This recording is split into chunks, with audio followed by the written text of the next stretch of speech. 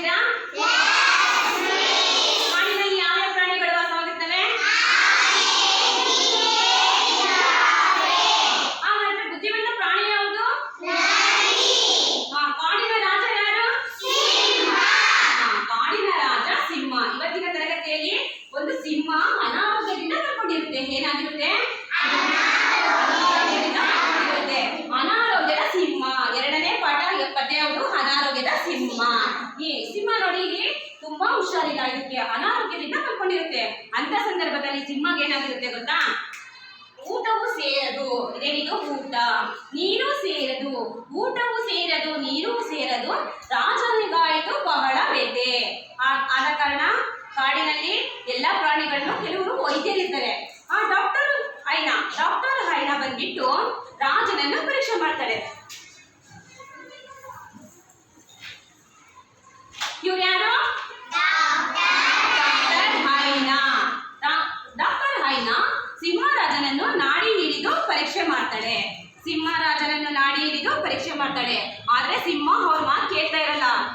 ಎಂತ ದುರ್ವಾಸನೆ! ಹೈನಾ ಹೇಳ್ತಾಳೆ, ನಿಮ್ಮ ಬಾಯಿ ಎಂತ ದುರ್ವಾಸನೆಯಿಂದ ಕೂಡಿದೆ ಅಂತ ಹೇಳಿದಾಗ ಸಿಂಹಕ್ಕೆ ಕೋಪ ಬರುತ್ತೆ. ಹಾಗಾಗಿ ಹೈನನನ್ನ ಹೆದರಿಸಿ ಹೊರಗಡೆ ಕಳಿಸ್ತಾಳೆ. ನಂತರ ಡಾಕ್ಟರ್ ಜೀಬ್ರಾ ಬರ್ತಾಳೆ. ಡಾಕ್ಟರ್ ಜೀಬ್ರಾ ಬಂದು ಆ ಸಿಂಹರಾಜನನ್ನು ಪರೀಕ್ಷೆ ಮಾಡ್ತಾಳೆ.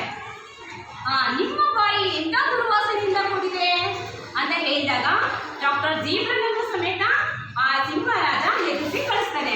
ನಂತರ ಬುದ್ಧಿವಂತ ಪ್ರಾಣಿ ನರಿ ಅಂತ ಹೇಳಿದ್ರಲ್ವಾ, ಬುದ್ಧಿವಂತ ಪ್ರಾಣಿ ನರಿ ಬಂದ್ಬಿಟ್ಟು ಬಾಗಿಲನ್ನು ತೊಟ್ಟುತ್ತೆ. ಸಿಂಹರಾಜ ನಿನಗೆ ಏನಾಗಿದೆ ಅಂತ ಬುದ್ಧಿವಂತಿಕೆಯನ್ನು ಕೇಳುತ್ತೆ. ಅದಕ್ಕೆ ಸಿಂಹರಾಜ ಹೇಳ್ತಾನೆ, ನನಗೆ ಊಟವೂ ಸೇರದು, ನೀರು ಸೇರದು, ತುಂಬಾ ನನಗೆ ಸುಸ್ತಾಗ್ತಾ ಇದೆ ಅಂತ ಸಿಂಹರಾಜ ಹೇಳ್ತಾನೆ. ಬುದ್ಧಿವಂತಿಕೆಯಿಂದ ಕೇಳ್ತಾ ಇದೆ. ಅದಕ್ಕೆ ನರಿ ಏನ್ ಮಾಡ್ತು? ಆಗಲಿ, ಇದು ಒಂದು ನಾನು ಚಿಕಿತ್ಸೆ ಕೊಡ್ತೀನಿ, ನೀವು ಸ್ವೀಕರಿಸಿ ಅಂತ ಹೇಳ್ತಾ ಇದೆ ನರಿ. ಇದರಿಂದ ನಿಮಗೆ ಪಾಠದ ನೀತಿ ಏನಂತ ಗೊತ್ತಾಯ್ತಾ? ಉಪಾಯ ಬಲ್ಲವನಿಗೆ ಅಪಾಯವಿಲ್ಲ. ಏನ್ ಹೇಳಿ?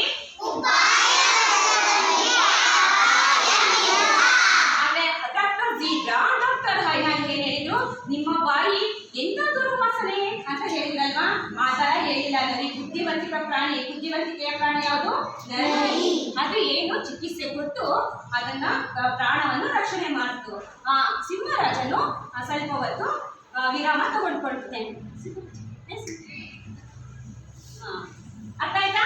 ಇವತ್ತಿನ ನಿಮ್ಮ ತರಗತಿಯಲ್ಲಿ ಅನಾರೋಗ್ಯದ ಸಿಂಹ ಯಾವುದು? ಇವೆಲ್ಲ ಪ್ರಾಣಿಗಳು ಸಿಂಹನ ಪ್ರಾಣವನ್ನು ರಕ್ಷಣೆ ಮಾಡಿದವು.